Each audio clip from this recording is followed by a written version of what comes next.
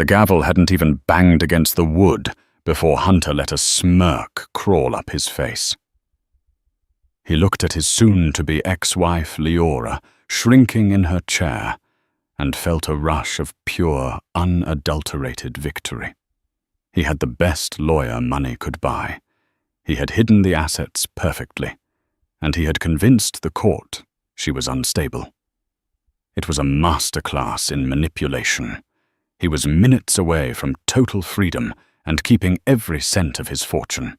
But just as he turned to high-five his attorney, the heavy oak doors at the back of the courtroom groaned open. The temperature in the room seemed to drop 10 degrees. A man walked in, a man Hunter had never met, but whose face made the judge's blood run cold. Hunter didn't know it yet, but his celebration was about to turn into a funeral for his life. The air in courtroom 4B smelled of floor wax and old desperation, but to Hunter Reynolds it smelled like champagne. He adjusted the cuffs of his bespoke Italian suit, catching the light on his platinum watch. It was a subtle flex, a reminder to everyone in the room, especially the woman sitting at the plaintiff's table, that he was untouchable. Hunter leaned back in his leather chair, crossing one leg over the other. Beside him, his lawyer, Donovan Price, was stacking papers with the rhythmic efficiency of a blackjack dealer clearing the table. Donovan was a shark in a three-piece suit, a man who charged $1,000 an hour to destroy lives, and Hunter considered every penny money well spent. "Relax, Hunter," Donovan whispered, not looking up from his file. "We have them cornered. The prenup is ironclad, and her little outburst during the deposition last month painted her exactly as we wanted, hysterical and unfit to manage financial assets." Hunter chuckled a low, throaty sound. "I'm not worried, Don.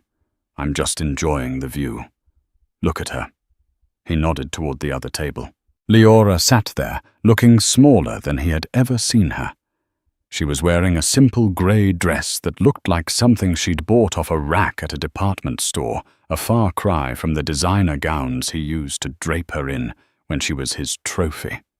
Her dark hair was pulled back in a severe bun, and her shoulders were hunched as if she were carrying the weight of the building on them. She looked defeated, broken. Hunter felt a surge of satisfaction. This was what happened when you crossed him. Leora had thought she could leave him. She thought she could expose his creative accounting regarding the offshore accounts in the Caymans. It was laughable. She was a librarian's daughter he had plucked from obscurity. She had no connections, no money of her own, and crucially no fight left in her. "Mr. Reynolds," Judge O'Malley said, his voice booming from the bench. The judge was a stern man, with a face like a crumpled paper bag, and a reputation for hating time-wasters. "Your counsel has made a motion to dismiss the request for spousal support based on the evidence of infidelity presented. Is that correct?" "Yes, Your Honor." Donovan stood up, smoothing his jacket. "We have submitted the logs. Ms. Reynolds's rendezvous at the Hotel Del Luna is well documented." It was a lie. A beautiful, pensive lie. Hunter had paid a private investigator $20,000 to doctor photos and create a digital trail that didn't exist. Leora hadn't cheated. In fact, Leora had been painfully loyal, even while Hunter was sleeping with his executive assistant, Tiffany. But the truth didn't matter in court. Only what you could prove mattered. And Hunter could prove whatever he paid for. Leora's lawyer, a court-appointed public defender named Sarah Jenkins, who looked like she hadn't slept in a week, stood up shakily. "Objection, Your Honor. My client denies these allegations. The photos are grainy and conclusive of nothing. This is a smear campaign." Judge O'Malley sighed, rubbing his temples. He looked at Leora with a mix of pity and annoyance. Ms. Jenkins, the timestamps verify the location. Unless you have something substantial to counter the digital forensics, I am inclined to accept the evidence. Leora didn't look up. She was staring at her hands, her fingers twisting a plain silver ring. Not her wedding ring, she had taken that off months ago. She's not even fighting back, Hunter whispered to Donovan, grinning. It's pathetic. It's over, Donovan whispered back. Watch this. The judge shuffled his papers. In light of the evidence and the plaintiff's lack of employment history during the marriage, the court is leaning toward upholding the prenuptial agreement in its entirety. Mr. Reynolds will retain full ownership of the tech firm, the marital home in the hills, and the liquid assets. Reynolds will receive the agreed-upon severance of $20,000 and will vacate the premises within 48 hours. $20,000. It was an insult. It wouldn't even cover a year of rent in this city. It was Hunter's final slap in the face to the woman who had spent 5 years organizing his life, hosting his dinner parties, and nursing him through his anxiety attacks before he made his first million. Hunter felt the adrenaline hit him. He had won. He had actually pulled it off. He looked over at Leora, willing her to look at him, wanting to see the tears, the realization that she was nothing without him. Is there anything else before I issue the final decree? Judge O'Malley asked, looking at the clock. It was 11:55 a.m. The judge wanted lunch. No, Your Honor, Donovan said smoothly. Actually, Leora's lawyer stammered. We request a continuance to review the financial deed documents again. Denied, O'Malley barked. You've had 6 months, Ms. Jenkins. I am ruling now. Hunter tapped his pen on the table, a rhythmic tap, tap, tap of victory. He was already planning the party. Tiffany was waiting in the car outside. They were going to fly to Cabo tonight. Very well. The judge raised his gavel. In the matter of Reynolds versus Reynolds, I find in favor of the defendant, Hunter Reynolds. The divorce is granted, and the division of assets is ordered as follows. The heavy wooden doors at the back of the courtroom didn't just open. They were pushed with a force that made the hinges scream. The sound shattered the quiet murmur of the courtroom. Every head turned. Even the court reporter stopped typing her fingers, hovering over the keys. Standing in the doorway was a man. He was old, perhaps in his late 60s, but he stood with the posture of a military general.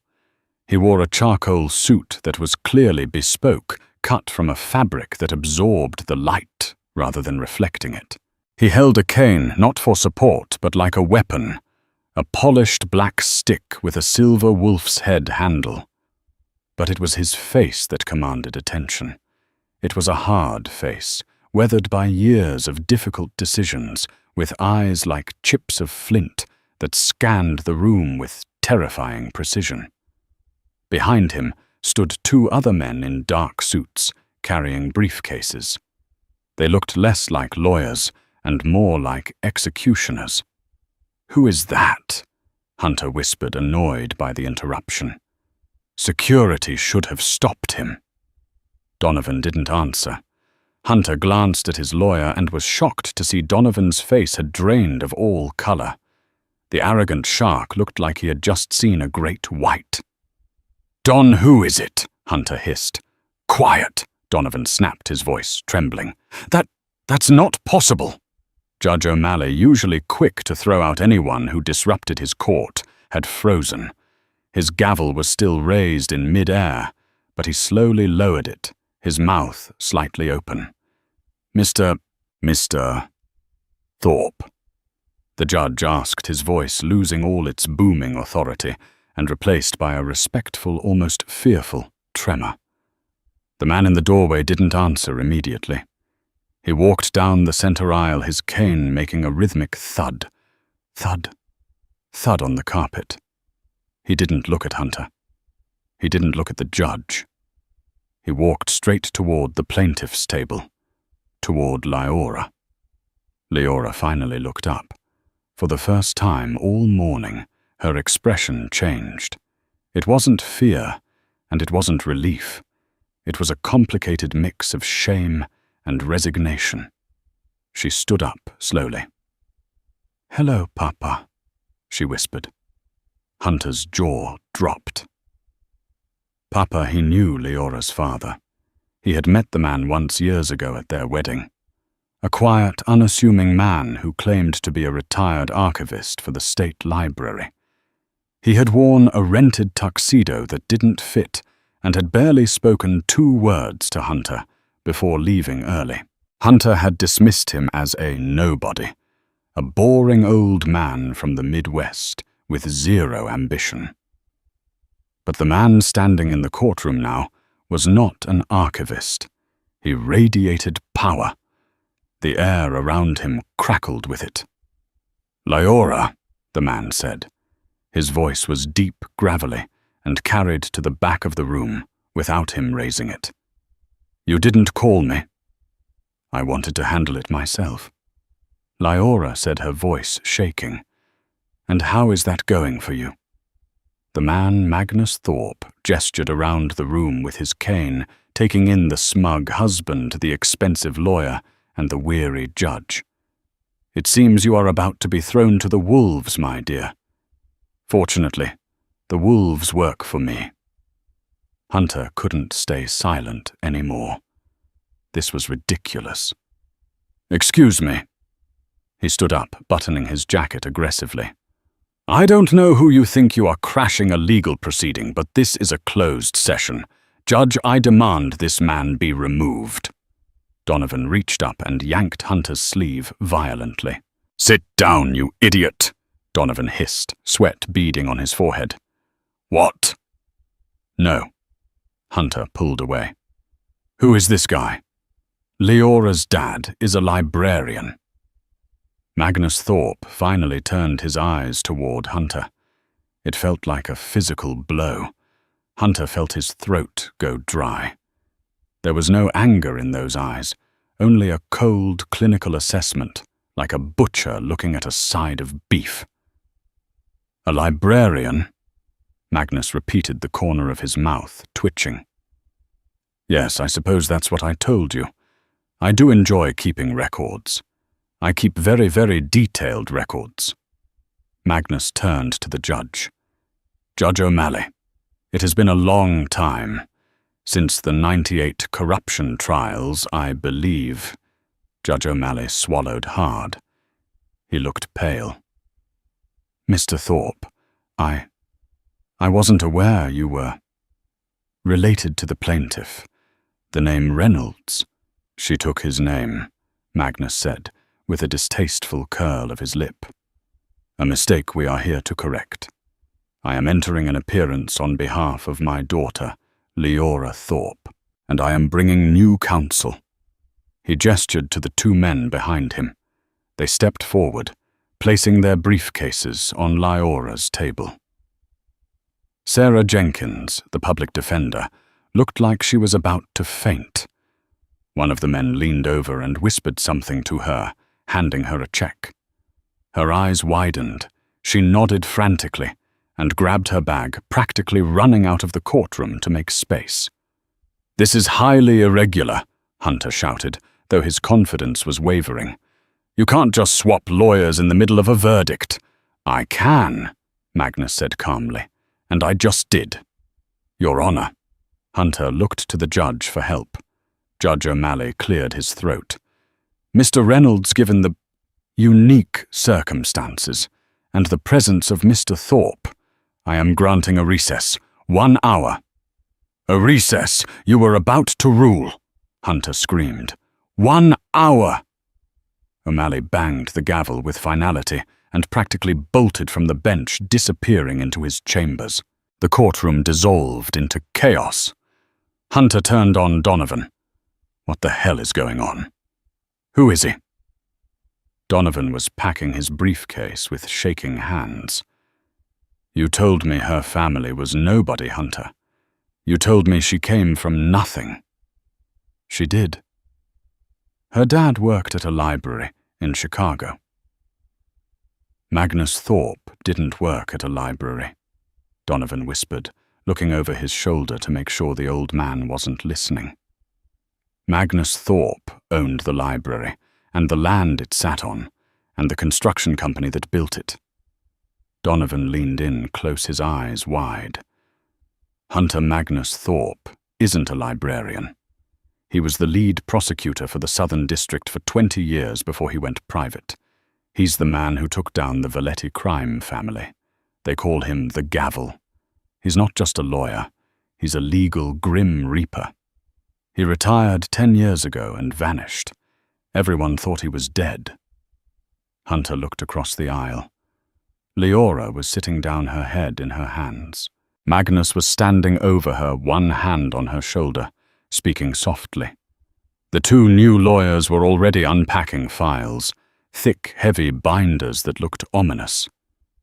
"So he was a prosecutor," Hunter scoffed, trying to regain his composure. "So what? He's old. He's retired. The law is the law. We have the pre-enup.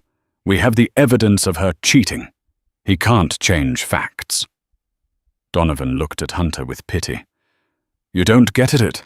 Men like Magnus Thorpe don't enter a courtroom unless they already know the outcome. He didn't come here to argue the case, Hunter. He came here to bury you." Hunter looked back at Magnus. The old man looked up, catching Hunter's stare. Magnus didn't blink. He slowly raised his hand and made a simple gesture. He tapped his index finger against his lips, silencing Hunter from across the room. Then Magnus smiled. It was a terrifying, shark-like smile. "We need to settle," Donovan said urgently. "Right now. We go over there, we offer her half. Maybe he'll let you keep the company." "Half?" Hunter laughed, a high-pitched, nervous sound. "I'm not giving that woman a dime. I don't care who her daddy is. I'm Hunter Reynolds. I built this empire. Let the old man try. I'll crush him too." Hunter grabbed his phone and texted Tiffany, slight delay. Old relative showed up. Annoying but harmless. Order another bottle of Dom. He had no idea that the phone he was holding was already compromised. He had no idea that the harmless old relative had spent the last 48 hours dismantling Hunter's entire life, brick by digital brick. The battle hadn't just begun. It was already over. Hunter was just the last one to know. The hour recess felt like 5 minutes to Hunter. When they re-entered the courtroom, the atmosphere had shifted entirely. The air was heavy, charged with the kind of static electricity that precedes a tornado. Magnus Thorpe sat at the plaintiff's table, his large hands resting calmly on the polished wood. He didn't look at his notes. He didn't look at his daughter. He was staring straight at Hunter. It was a predator's stare, unblinking, patient, and terrifyingly confident. Judge O'Malley returned to the bench, looking significantly more awake than he had an hour ago. He had clearly made a few phone calls during the break and realized exactly who was sitting in his courtroom. "We are back on the record," O'Malley said, his voice respectful. "Mr. Thorpe, you indicated you had new evidence regarding the allegations of infidelity. I do your honor." Magnus stood up. He didn't approach the bench. He didn't need to. He commanded the room from where he stood. "My client, my daughter, was accused of adultery, based on a series of photographs taken at the Hotel del Luna on the nights of October the 14th and 15th. "The evidence is conclusive," Hunter blurted out, unable to help himself. Donovan kicked him under the table, but Hunter ignored it. "We have time-stamped photos." Magnus turned his head slowly, like a tank turret traversing to face a target. "Mr. Reynolds, impatient. I remember being young and foolish. It's a dangerous combination." Magnus snapped his fingers. One of his silent associates stood up and handed a thick file to the bailiff, who ran it up to the judge. "Your Honor," Magnus continued, his voice dropping an octave. "The photographs submitted by Mr. Reynolds were taken by a private investigator named Reynolds. Mr. Reynolds is currently sitting in the hallway outside, sweating through his cheap suit because he knows he is about to lose his license. But we don't need his testimony. We have physics." "Physics," Hunter scoffed. "The photos show my daughter entering room 402, Magnus said. The timestamp says 8:42 p.m. However, if you look at Exhibit A in the file I just handed you, you will see a receipt from a gas station in Santa Monica, time-stamped 8:45 p.m. on the same night. The credit card used was Leora's. The signature is Leora's. The security footage, which I have also included on the flash drive, shows Leora buying a Gatorade and a bag of pretzels." Magnus paused for effect. "Now, unless my daughter has discovered the ability to teleport across 40 miles of Los Angeles traffic in 3 minutes, the photos provided by the defense are fabrications." Donovan Price Hunter's lawyer went pale. He frantically flipped through his own copies of the photos. "Your Honor, we relied on the investigator's report in good faith." "Good faith," Magnus laughed. It was a dry, harsh sound. "Mr. Price, you are a partner at Price & King. You know better than to submit doctored evidence without vetting it, unless, of course, you were instructed to ignore the discrepancies by your client." "I didn't know," Hunter shouted, realizing the trap was closing. "The PI must have messed up the dates." "The PI didn't mess up," Magnus said, walking slowly toward Hunter's table. He was paid an extra $5,000 in cash to enhance the narrative. "We have the bank transfer records, Hunter, from your personal slush fund, the one you thought was untraceable because you named it consulting fees." Hunter felt the blood drain from his face. How did he know about the slush fund? "So," Magnus turned back to the judge, "the allegation of infidelity against my daughter is demonstrably false. It is perjury, it is fraud upon the court, and it is malicious." "Agreed," Judge O'Malley said instantly, his face hardening as he looked at Hunter. "The evidence of Ms. Reynolds' infidelity is stricken from the record. The motion to deny spousal support based on this evidence is denied." "But that's not all," Magnus said. He wasn't done. He was just warming up. "Since we are discussing infidelity, and since the pre-nuptial agreement which I have read, and which is a clumsy copy of a contract I wrote in 1985, contains a moral turpitude clause, I think we should look at the defendant's activities." Donovan stood up. "Your Honor, this is a fishing expedition. My client's private life is not on trial unless it affects the division of assets," Magnus interrupted. "And it does, because Mr. Reynolds didn't just spend his money on dinner dates. He spent marital assets, significant ones." Magnus signaled his associate again. Another file. "Tiffany Miller," Magnus read the name aloud. "Executive assistant, 24 years old. A lease on a Mercedes C-Class signed by Hunter Reynolds. An apartment in the marina rent paid by a shell company owned by Hunter Reynolds. And most interestingly, a tuition payment to the Fashion Institute of Design paid 2 weeks ago." Hunter stared at the table. He couldn't breathe. Tiffany. He had promised her he would be careful. "This is irrelevant." Donovan tried, but his voice was weak. "Relevant," Magnus thundered, his voice suddenly filling the room. "Because he used the joint savings account to pay for it. He stole from his wife to pay for his mistress.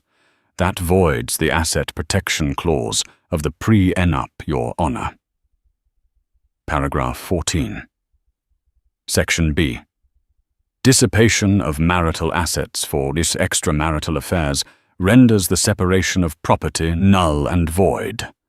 Judge O'Malley flipped through the file. He looked up at Hunter with pure disgust. "Mr. Reynolds, is this true? Did you use the joint account?" I put that money in there," Hunter stammered. "It was my earnings. It was a joint account," O'Malley snapped. "Legally it belonged to both of you. You have effectively embezzled from your wife to fund an affair." Leora, who had been silent this whole time, slowly raised her head. She looked at Hunter, her eyes clear for the first time. "I knew about the car," she said softly. Hunter froze. "What? I knew about the Mercedes," Leora said, her voice gaining strength. "I saw the statement months ago. I didn't say anything because I thought if I just tried harder, you'd come back." She wiped a single tear from her cheek. "I was so stupid." "No, my dear," Magnus said, placing a hand on her shoulder. "You were loyal. He was stupid." Magnus turned back to Hunter. "The prenup is dead, Hunter. You killed it. Which means we are now in a community property state of mind. 50-50, down the middle."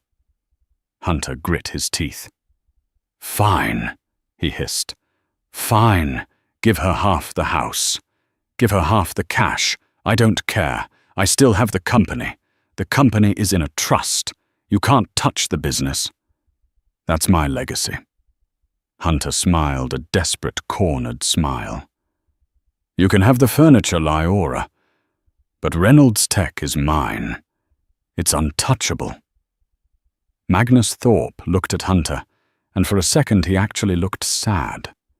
Not for himself, but for Hunter. It was the look a hunter gives a deer that doesn't realize it's already been shot. "Oh, Hunter," Magnus whispered, "you really should have done your homework on who I am." "The trust," Magnus said, letting the word hang in the air like smoke. "Yes, the Reynolds Living Trust, established 3 years ago to protect your intellectual property and stock options from unforeseen liabilities, like a divorce." "It's bulletproof," Hunter said, leaning forward. He felt a glimmer of hope returning. The company was worth $50 million. Even if he lost the house and the cars, as long as he kept the company, he was still a king. "My estate planners are the best in the city." "Your estate planners," Magnus said, walking back to his table and picking up a remote control, "are very good, but they are lazy. They used a standard holding structure." Magnus pointed the remote at the large television screen mounted on the wall of the courtroom. "Your Honor, if I may." "Proceed," Judge O'Malley said, leaning forward with interest. The screen flickered to life. It showed a complex flowchart of companies, arrows pointing from one box to another. "This," Magnus used his cane to point at the top box, "is Reynolds Tech. It is owned by the Reynolds Living Trust. Standard. But who owns the trust?" "I do," Hunter said. "I'm the sole beneficiary." "Are you?" Magnus clicked the remote. The image changed to a scanned document. "This is the incorporation document for the trust. It lists the assets. But here in the fine print, look at the initial funding source." Magnus zoomed in. "The initial capital to start Reynolds Tech. The seed money didn't come from you, Hunter. You were broke. You had an idea for an app and maxed out credit cards." Hunter frowned. "I got an angel investor, an anonymous donor. Everyone knows that." "Yes," Magnus said. "An anonymous angel investor who put up $200,000 in exchange for a convertible note. A note that converts to equity if the company ever goes public or in the event of a dissolution of marriage." The room went silent. "What?" Hunter whispered. That's not true. I never signed that." "You did," Magnus said. You were 24.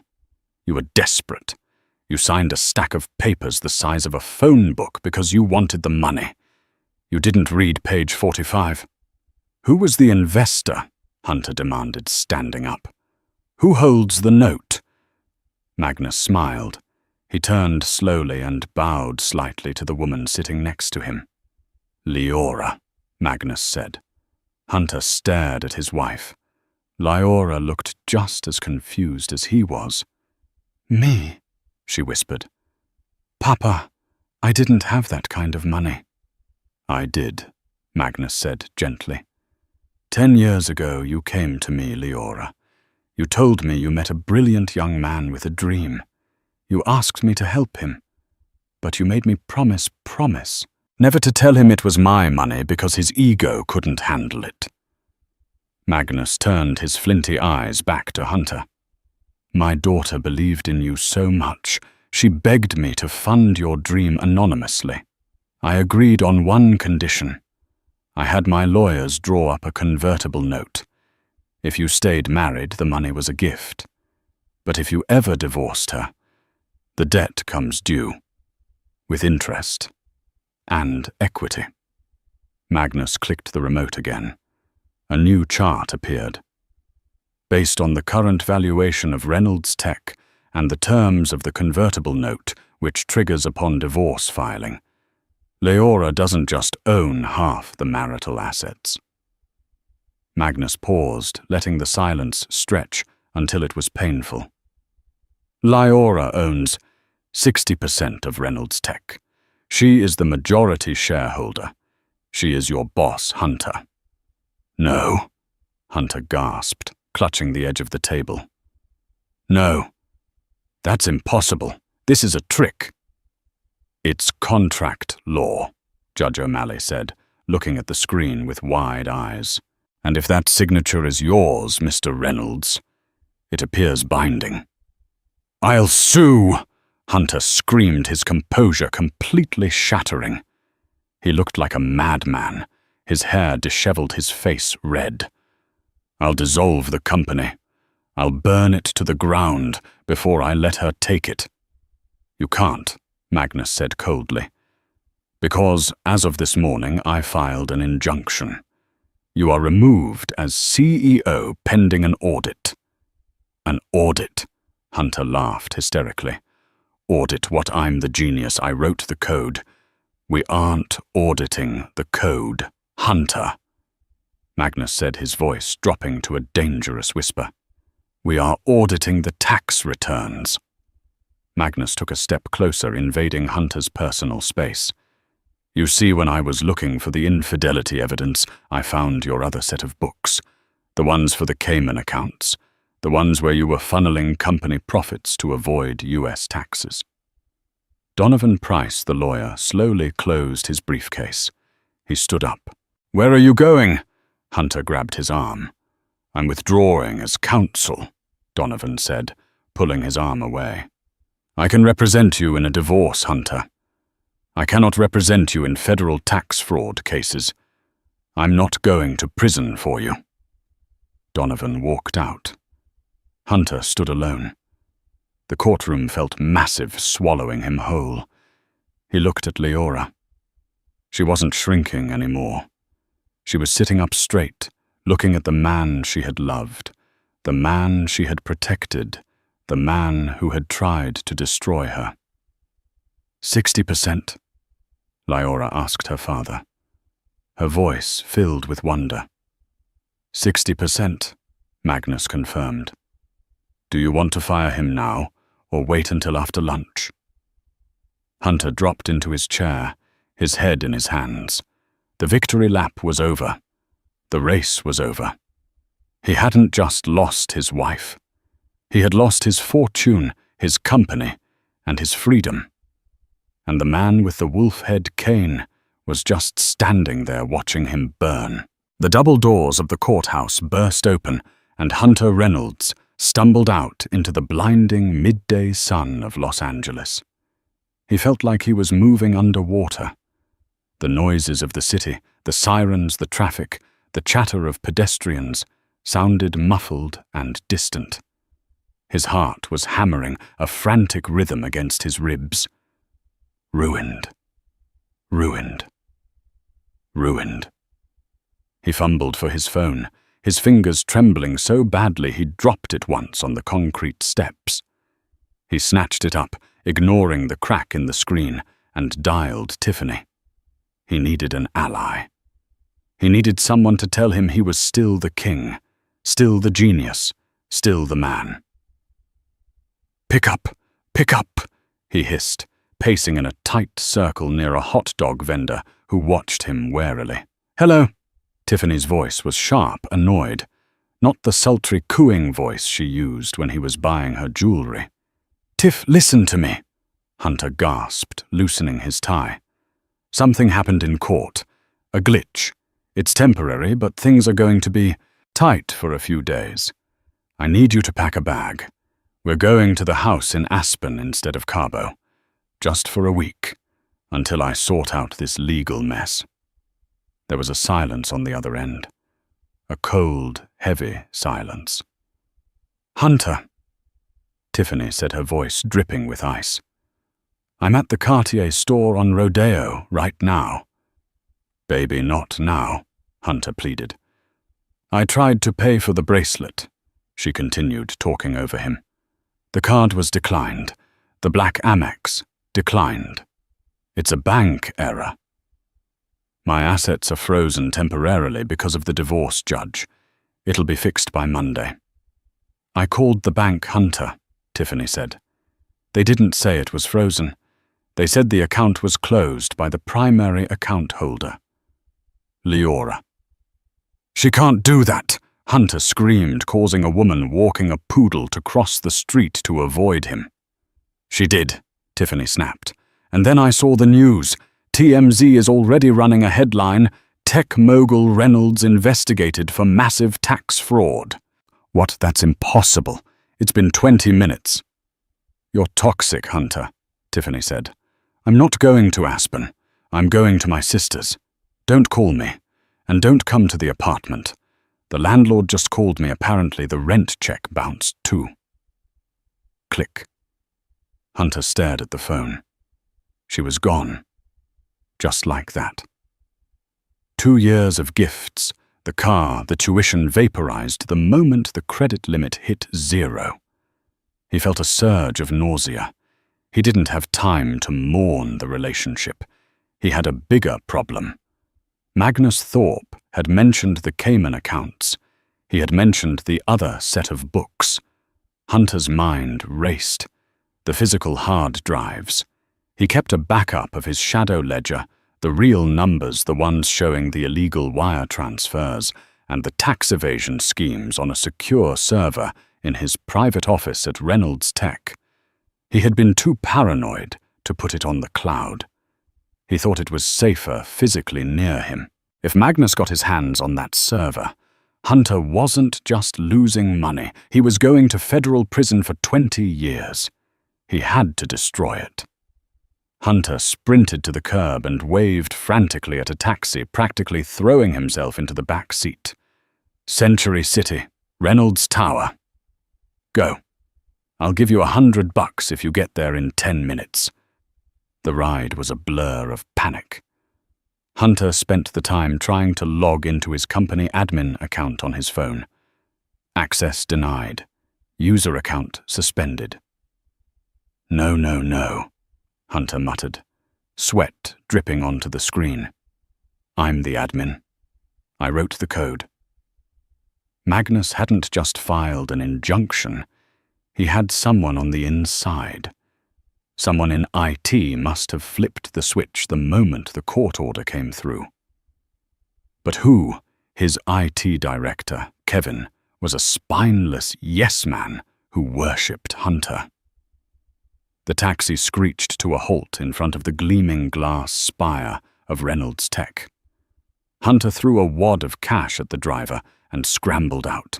He pushed through the revolving doors, expecting the usual greeting from the security guard at the front desk. Usually it was "Good morning, Mr. Reynolds, looking sharp." Today the lobby was strangely quiet. The receptionist, a young woman named Sarah, looked up as he entered. Her eyes went wide. She immediately picked up her phone and whispered something. "Mr. Reynolds." Hunter spun around. It wasn't the usual security guard, old Jerry. It was a man he didn't recognize, a large, broad-shouldered man in a dark suit with an earpiece. He looked like ex-military.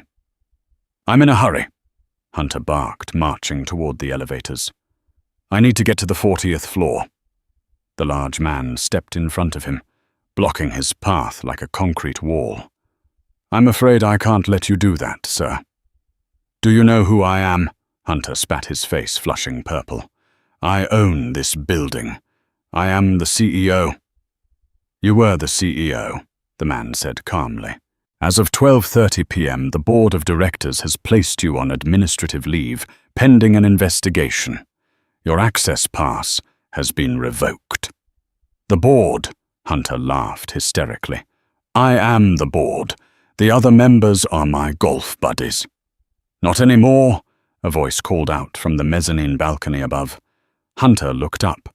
Leaning over the railing was Kevin, his IT director. But Kevin didn't look spineless today. He looked relieved. "Kevin," Hunter shouted, "tell this gorilla to let me up. I need to get into my office." "I can't do that, Hunter." Kevin called down, his voice echoing in the lobby. "I locked you out, system-wide." "You traitor!" Hunter screamed. "I hired you, I made you. You underpaid me for 5 years and stole credit for my encryption algorithms," Kevin shouted back, finally letting years of resentment loose. "And you know what Lyora called me an hour ago? She offered me a raise and a percentage of the stock if I secured the servers. Guess who I work for now?" Hunter felt the floor tilting beneath him. Everyone was flipping. The rats were jumping off the ship, but they weren't drowning. They were swimming to Lyora's boat. "I need my personal effects," Hunter lied, desperation clawing at his throat. My medication is in my desk. You can't deny me my heart medication." The security guard stared at him. "We can have someone bring it down." "No, I need to get it." Hunter tried to shove past the man. It was a mistake. The guard didn't budge. He simply grabbed Hunter's arm in a vice-like grip and twisted it behind his back. Hunter yelped in pain, his face smashed against the cool marble of the security desk. "Let him go." The voice came from the entrance. It was deep, gravelly, and commanded instant obedience. The guard immediately released Hunter, who stumbled back, rubbing his shoulder. He spun around to see Magnus Thorpe standing in the revolving doors. Beside him was Lyora. But they weren't alone. Behind them were 6 people wearing navy blue windbreakers with yellow lettering on the back. FBI. The lobby of Reynolds Tech became a tomb.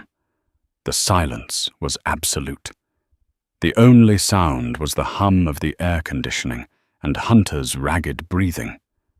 Hunter looked at the FBI agents, then at Magnus, then at Lyora. His brain refused to process the reality. This was a divorce hearing. This was supposed to be about who got the beach house. How did it turn into a federal raid in 3 hours? "Hello, Hunter," Lyora said. She looked different. In the courtroom, she had been dressed simply. She hadn't changed clothes, but her posture had transformed. She stood with her chin up, her hands clasped in front of her, looking at him not with fear but with a profound, pitying disappointment. "Lyora," Hunter wheezed. You can't do this. You're destroying the company, our company. If they raid us, the stock plunges. We lose everything." "I don't care about the stock price, Hunter," Lyora said softly. "I care about the truth." "Truth doesn't buy yachts," Hunter yelled, losing control. "You stupid woman! Do you have any idea what I built? I cheated the system because the system is broken. Everyone does it." "Not everyone," Magnus interrupted, stepping forward. He tapped his cane on the marble floor. "And certainly not on my watch." One of the FBI agents, a stern woman with glasses, stepped forward. "Hunter Reynolds." "I want a lawyer," Hunter said, backing away until he hit the security desk. "You'll have plenty of time for that," the agent said. "We have a warrant for the seizure of all electronic devices and physical records located on the 40th floor, specifically relating to offshore entities Chimera Holdings and Blue Wave Consultations." Hunter felt his knees buckle. They knew the names. They knew the specific shell company names. "How?" Hunter whispered, looking at Magnus. "Those files were encrypted, 256-bit encryption. Nobody has the key but me." Magnus smiled, a slow, predatory curving of his lips. "Hunter, do you remember when you first started the company? You used to work out of the garage at our house. You used to leave your notebooks lying around. That was 10 years ago. And you have a habit," Magnus continued, "of using passwords based on things you think you own. Your first password was your car's license plate. Your second was the street address of your first office."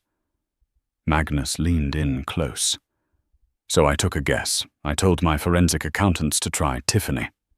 Hunter's face went white. "It didn't work," Magnus admitted. "But then I thought, no, he's too narcissistic for that. So we tried Hunter 1. Magnus chuckled. "It opened the first firewall. The rest was child's play for the specialists. You aren't a genius, Hunter. You're just a predictable man with a god complex." Hunter looked around the lobby. His employees were gathering on the mezzanine, watching. Receptionists, junior coders, interns, people he had yelled at, belittled, and ignored for years. They were all watching him with a mixture of shock and schadenfreude. Some were even holding up phones recording. He was trending. He was going viral. The humiliation was total. "Leora, please." Hunter tried one last tactic. He dropped to his knees. It was a pathetic theatrical gesture, but he had no shame left. "Baby, please. I'm sorry. I messed up. I lost my way. But don't let them take me. We can fix this. I'll fire Tiffany. I'll sign the post-in up. I'll do whatever you want. Just tell your dad to call off the dogs." Leora looked down at the man on his knees. He looked small. The expensive Italian suit was rumpled. His hair was a mess, and his eyes were wet with tears of self-pity. She remembered the man she had married.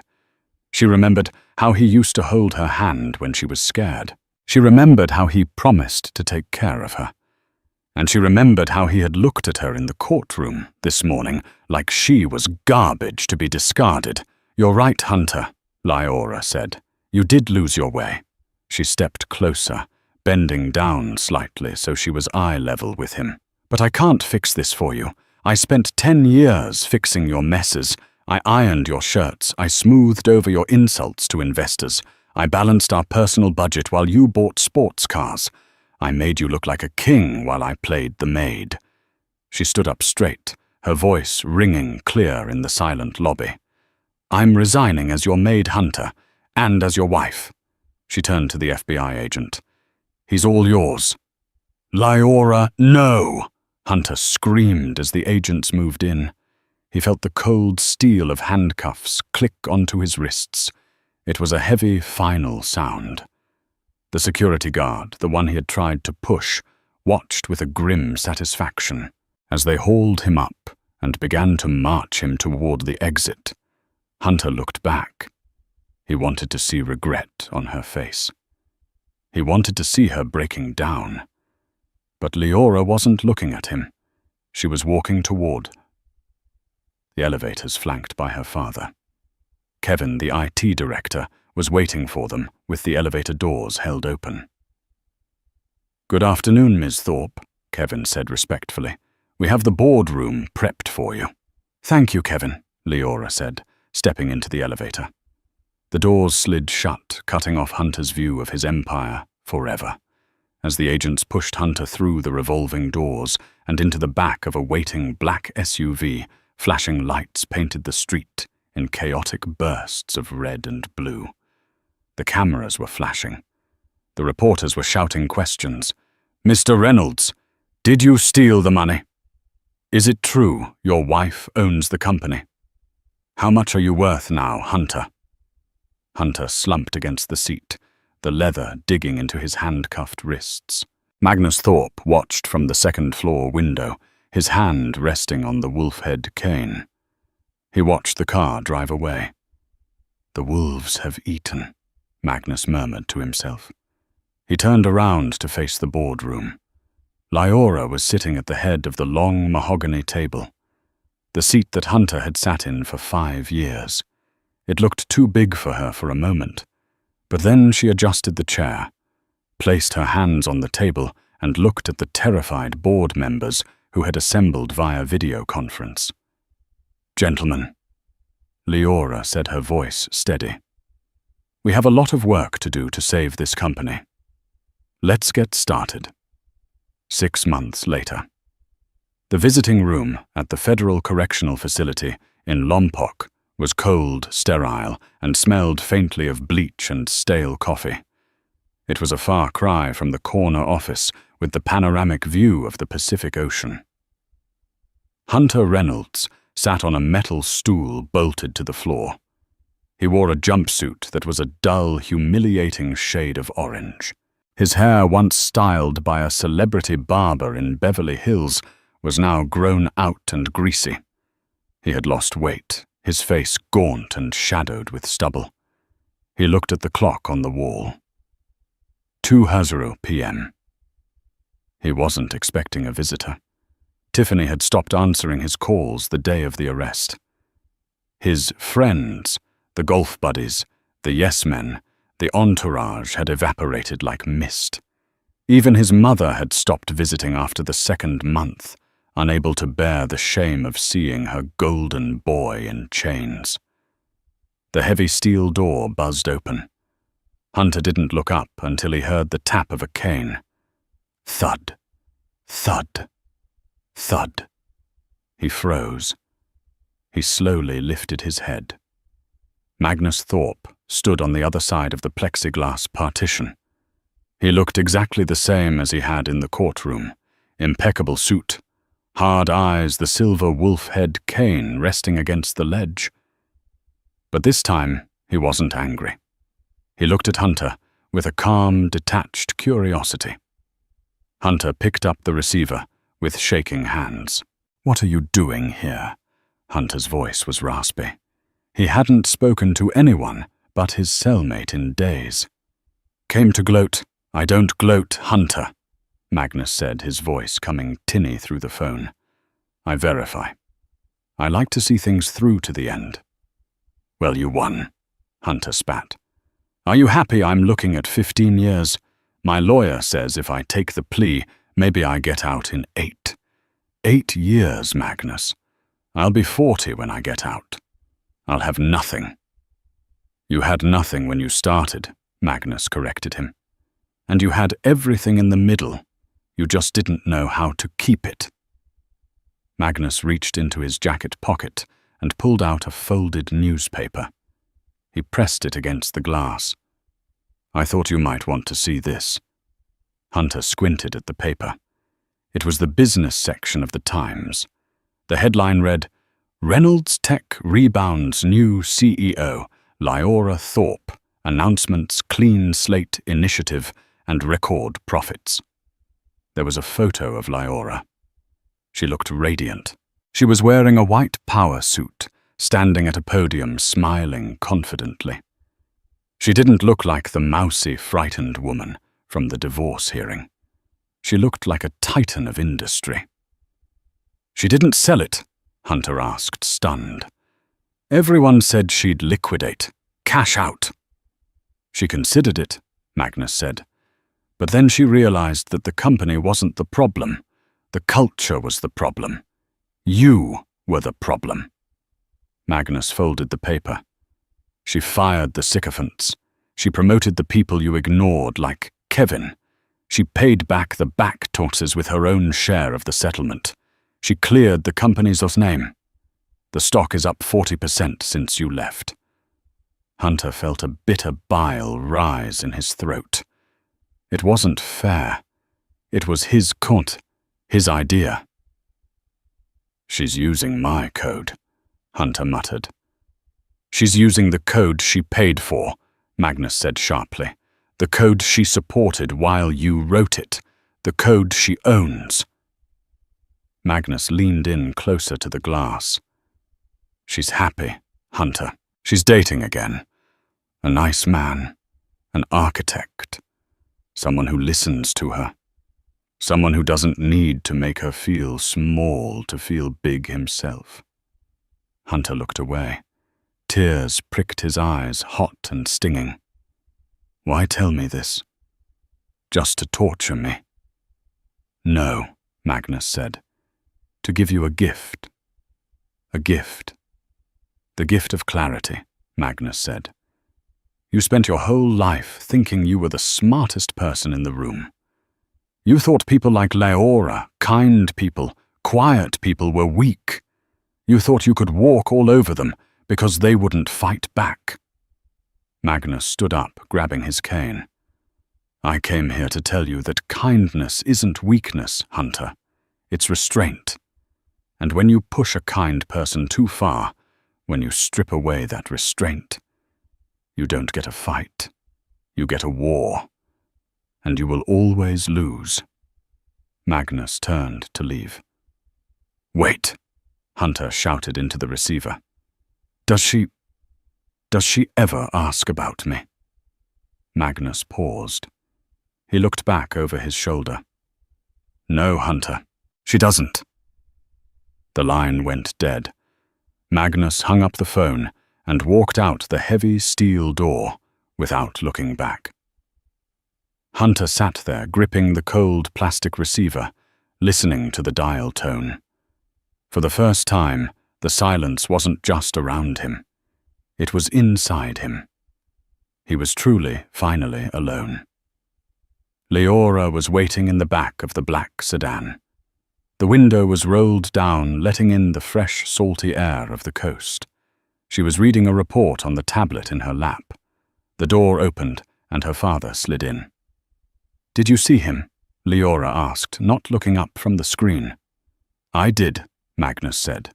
He tapped the partition, signaling the driver to move. How is he? He is exactly where he belongs, Magnus said, living in the past. Leora turned off the tablet. She looked out the window as the prison faded into the distance. She thought she would feel sad or guilty or maybe even vindictive, but she felt nothing. Just a light, airy sense of freedom.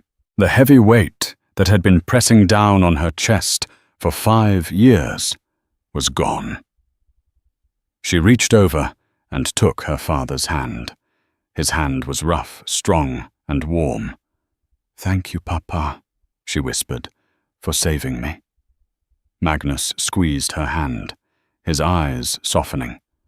I didn't save you, Leora. You walked out of that courtroom yourself. I just held the door open. Leora smiled. She looked forward at the open road stretching out toward the city, toward her company, toward her life. Driver, Leora said, her voice strong and clear. Take us to the office. I have a board meeting at 4. The car sped up, merging onto the highway, leaving the ruins of Hunter Reynolds in the rear-view mirror shrinking until he was nothing more than a speck of dust in their history. And that is the story of how one arrogant billionaire learned the hardest lesson of all: never underestimate the quiet ones. Hunter thought he had won the game before it even started, but he forgot that in the court of life character always counts more than cash. He lost his fortune, his freedom, and his wife, all because he mistook her kindness for weakness. It's a powerful reminder that the people who support us on the way up are the only ones who can catch us or drop us on the way down. If you enjoyed this story of supreme instant karma and justice, please destroy that. Like button, it really helps the channel grow. Don't forget to subscribe and hit the notification bell so you never miss a new story. And tell me in the comments, do you think Hunter deserved 15 years or was losing his company? Punishment enough? I read every comment. Thanks for watching, and I'll see you in the next video.